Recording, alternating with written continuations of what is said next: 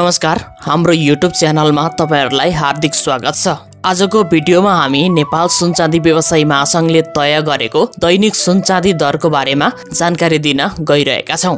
आजको दिनमा छापावाल सुन तथा तेजाबी सुनको मूल्य के कति रहेको छ? हिजोको दिनमा यसको मूल्य के कति रहेको थियो? आज घट्यो वा बढ्यो? कतिले घटबढ भएको छ? यसको बारेमा पनि जानकारी दिनेछौं। साथै आजको दिनमा चाँदीको मूल्य के कस्तो रहेको छ? हिजोको तुलनामा घटेको छ या बढेको छ? यसको बारेमा पनि चर्चा हुनेछ। नेपालमा विभिन्न चाडपर्वहरू दशैं, तिहार, छठ, तीज साथै विवाह, व्रतबन्ध, जन्मदिन लगायतका कार्यक्रममा सुन चाँदीको बिक्री वितरण हुने गरेको छ। अझ विवाहमा त सुनको बिक्री वितरण धेरै हुने गरेको छ। जुनसुकै समयमा पनि मानिसको ध्यान सुन चाँदी दर के कति छ भन्नेमा रहिरहन्छ।